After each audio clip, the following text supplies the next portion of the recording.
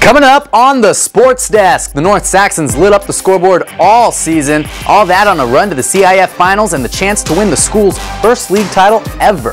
Plus, West took their lumps in October but persevered to get their ticket to the league championship game as well.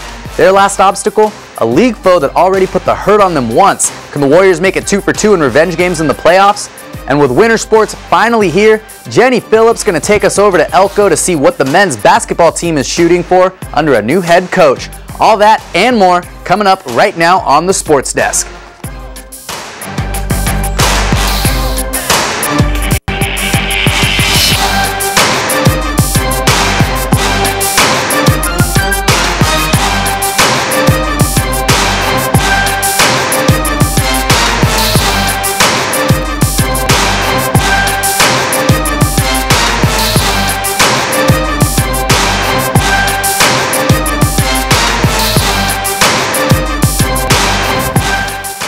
Hey there, Torrance. I'm Wan Hernandez. Great to see you, as always. Welcome to another week on the Sports Desk. Now, if you saw us last week, you know this was a big one around town, so check out what we got for you.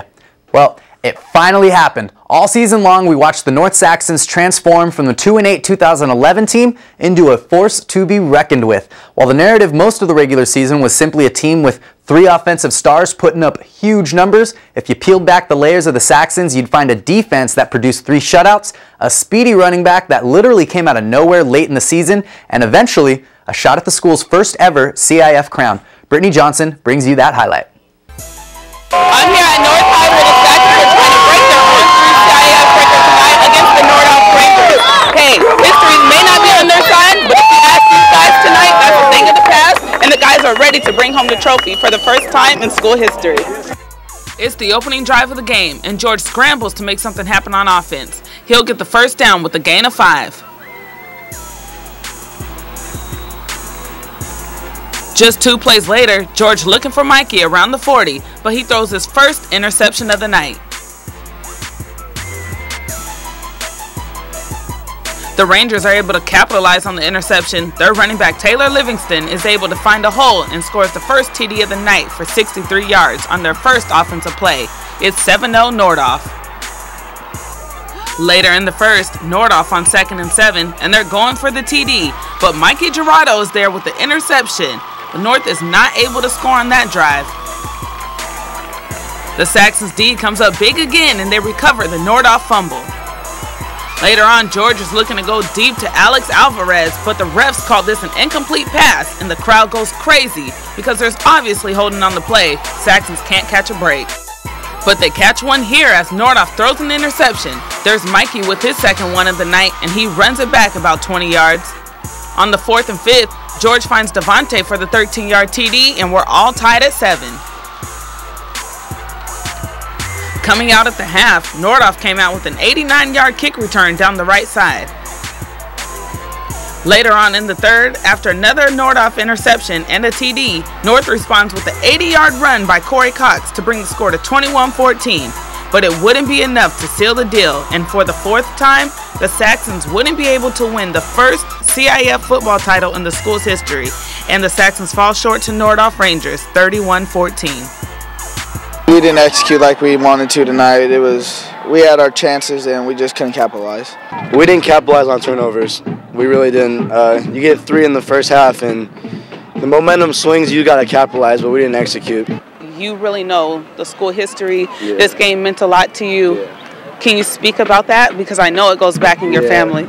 I mean, it runs like in the family, like you said. My cousin, my dad, grandpa, or uncle. It just hurts. Try to get the first one in the family, but we fell short. All right, so how long do we have to wait till the next person in the family gets a shot? Hopefully my little brother. Hopefully so. You probably wait like 3 more years. So I still love my team right now, all the coaches. I love them still, and I wouldn't want this any other way.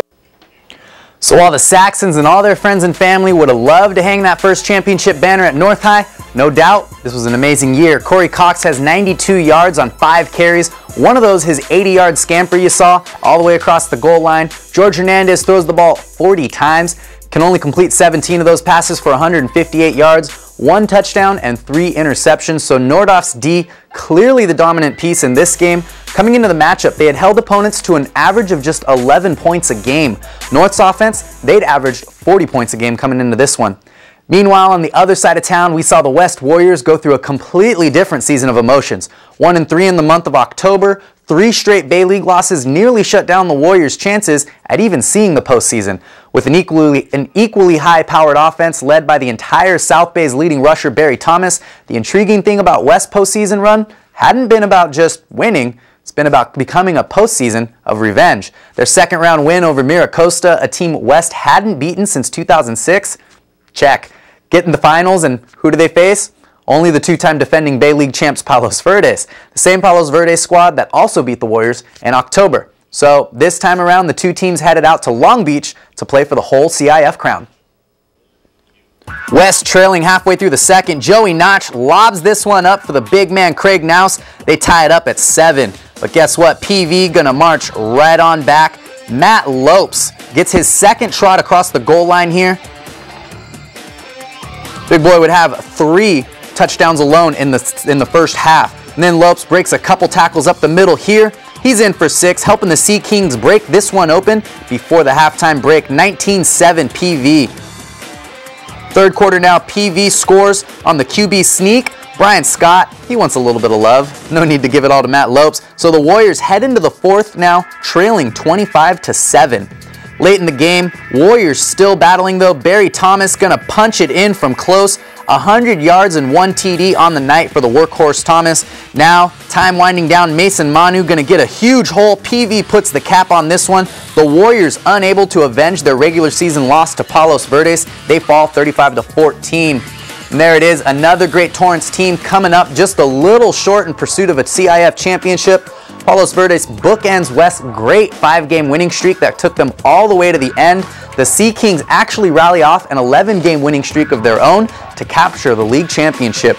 Joey Notch goes 19 of 29 for 196 yards and 1 touchdown. Barry Thomas, 100 yards on the night, like I said, and that other Warriors touchdown. All right, everybody, coming up after the break, that wraps up the last of 2012's fall sports here in Torrance, so let's look ahead to one team starting fresh in the 2012-2013 winter season under new leadership.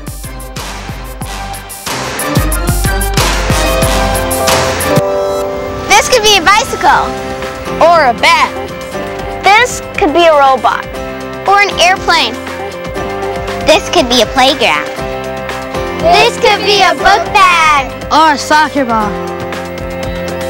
This could be a book. This could be beautiful. This cannot be trash. This can all be recycled. Learn more at thiscouldbe.org. If I ride, I will know the way the trees smell after the rain.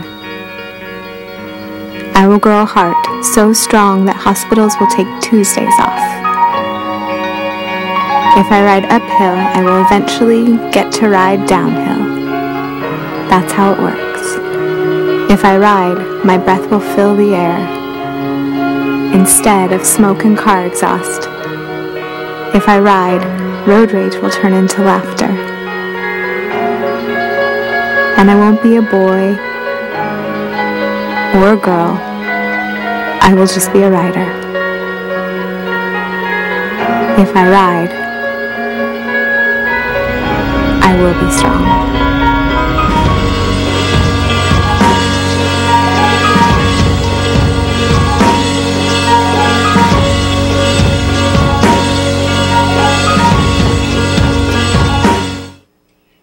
Hey everybody, welcome back to the Sports Desk. For the last few weeks, you've seen us sprinkle in some previews on what to expect from teams that will be hitting the basketball court this winter. This week, Jenny Phillips gives us a look at the El Camino Warriors, who have a new head coach and a fresh take on how far they'll go this year. While expectations were not very high for this El Camino basketball team at the start of the season, they have a new head coach as well as only 4 sophomores coming back for this young team. However, they started the season off incredibly hot and have a lot to look forward to. Everything started with hard work from both players and coaches to make adjustments and overcome preseason uncertainty. And with a new coach, he brought in a new system like offense, defense, so it was hard adjusting. But once, after the summer, we all were able to kind of fit into his system and come together as a team. So it's been a great transition. Our administration's great. The support here is incredible. I think this is one of the top jobs in California, so I'm very blessed to have it. Perhaps one of the biggest adjustments for the players was their new head coach's high expectations on and off the court. I have to get used to his strictness and his policies, because we had different policies with our last coach, so it's been a lot of give and take, but I think we're meeting in the middle and we're going to try to get things done this year. He's big on discipline, so that's a big thing. He's big on grades, so it's a real good thing for the school. It's been a rough transition, to be honest. I think they appreciate it because along with the strict discipline, I have a genuine heart for them, and I really care about their academics and, trying to move them on from here and see them succeed beyond just El Camino College. Coach Uphoff's demanding expectations certainly helped the Warriors get off to an impressive start. However, they still have a long way to go. A lot of scores. Yeah, we can do everything on offense. Our weakness is defense. I think we need to get better on defense. We need to learn how to share the ball more, pass the ball, and move more in motion, try to get everybody involved instead of just a couple people taking shots during the game. Off the court, we're like this. On the court, we're still working. I think we need to bond better. We haven't got our chemistry down, but it's almost there. And with such a young team, the more experienced players have really had to step up. I'm still trying to develop how to become a leader and try to work hard every day. So it's just the whole point is either talking to them, you got to pull them to the side. Some people can't take the yelling, so you got to pull most people to the side and talk to them. A lot of personalities on the team with Josh and Brandon. They're really vocal, so I just try to lead by my actions. Despite all the adversity and adjustments this team has already had to overcome, it's safe to say everyone is on the same page about one thing. Well, expectations is really to get another state championship, but I'll like a conference championship. Our goals are definitely to win conference. I believe we can, but that's our first step. Once we win conference, hopefully we can make a push in playoffs. So. I want to win state. So whatever we have to do to win state, I want to win it 2 years in a row. But definitely conference. Conference champs. That's the #1 goal, and then make a run in playoffs and go as far as we can. I would love to see us win a conference title.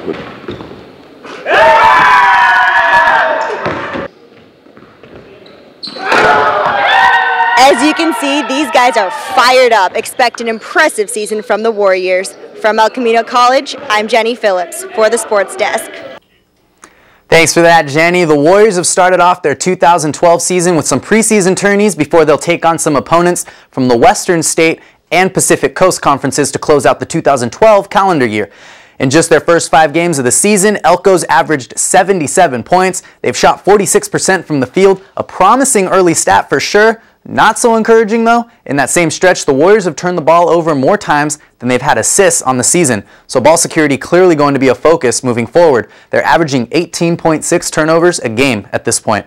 And speaking of preseason tourneys, when it comes to basketball, there's pretty much guaranteed to be one at some point every week leading up to the regular season, right? Well, check it out. Here's a few things happening around town over the next few weeks as our Torrance schools gear up for their regular seasons on the basketball court. For the guys, just a couple notable appearances and preseason dates to mark on your calendars. The Tartars will be hosting their home tournament December 10th through the 15th. West and South have a matchup right before Christmas at South High. And the ladies, a few more dates to get ready for with them as well. North playing at West on December 18th, right before they take part in the Marina tournament after Christmas. The Warriors have a fun trip down Highway 15 immediately following Christmas. They play in the Las Vegas Classic the day after the holiday. Then, right after the New Year, we'll see them in another Torrance face-off, playing against South High. And speaking of the Spartans, they're at the Lady Wolves Holiday Invitational later this month in Nevada. All right, well, there you have it. You're set up for some of the preseason basketball tournaments all around town, and of course, some road trips we're sure a few athletes are excited about. Winter sports, they're here. Basketball, soccer, and wrestling. Get ready, everybody. Okay, coming up after the break, speaking of soccer, we have a special report on a common injury in the sport, how to avoid it, how to handle it, and how it's affected some athletes here. Concussion safety in soccer, right after the break. You're looking at the #1 cause of lung cancer. That's why the Surgeon General issued this warning. Now you're looking at the #1 cause of lung cancer for non-smokers. That's why the Surgeon General issued this warning.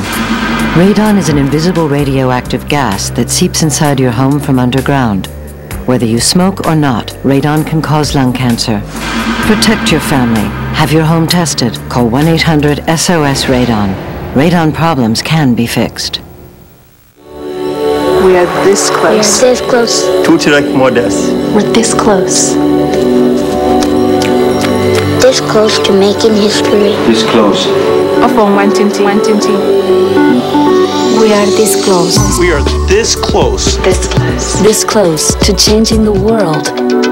We are this close to making sure no child suffers a crippling disease ever again. We are this close to making history. We are this close to ending polio.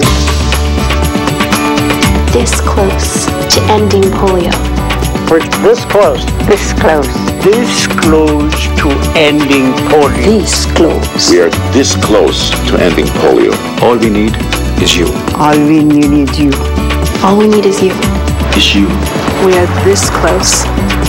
This close. If we don't act now, we may lose this chance forever. Help Rotary make history at endpolionow.org. Hello once again, and welcome back to the Sports Desk. We're going to check out some soccer scores. South High and Bishop Montgomery face off in a scoreless draw. Goalkeepers from each side come up with 4 saves apiece. Following that game the weekend after, the Spartans go on to take down Corona 2-1. A goal in the 80th minute from Kyle Mota breaks the 1-1 tie. Richie Lee has the other South score on a penalty kick in the 32nd minute. The North Saxons drop Mayfair 3-2 to move to 1-0-1 on the early season. And the Tartars, they're going to blank Windward 2-0. Goalkeeper John Flanagan makes 5 saves on the day to keep the shutout for Torrance at home. And with soccer season in full swing now, Chia Kobayashi takes a look at what a recent study by the Journal of the American Medical Association says about soccer players being prone to mild traumatic brain injury. Here, she talks about how to prevent such injuries for those who play the sport. I went up to head the ball, and so did another girl, and we bumped heads. Jordan Alvira has been playing soccer for 11 years. She recently suffered a concussion during a preseason game as she tried to head the ball. Concussion and other head traumas are common injuries soccer players experience by repeatedly striking the ball with their heads. Usually we'll get dizziness, we'll get some headache. Sometimes I have seen some amnesia. I have seen the kids sometimes come off and they are unable to do a simple balance test. I played my game and I felt nauseous and dizzy. For head injury cases, players must see a physician and obtain a medical release before being allowed to play again. Depending on its severity, a player that sustains a head injury may not be able to come back for 2 whole weeks. Although injuries naturally come with playing a sport, rigorous conditioning and avoiding head-to-ball impact can drastically reduce the chances of head trauma. It is crucial to identify symptoms and quickly act on it. Despite her injury, Alvira says she is going to continue playing soccer, which is her passion. I like scoring. I like just how it feels just to score a goal and know that you helped your team win and everything. Experts now urge players, parents, coaches, and officials to be able to identify concussion symptoms quickly and effectively. For readily available information on that, you can log on to medical websites just like WebMD. And if you have any other ideas for stories we could research in sports, something helpful about preventing injuries like this, or maybe you just have an exciting story you've been waiting to see on the show, don't wait to write or call anytime. Our email is simple. It's thesportsdesk@torranceca.gov. So there it is, everybody. We had a great fall. My first here on the Sports Desk was a great time sharing it with you, but can't wait to dive right into winter sports. So make sure you keep coming on back. We'll see you next week.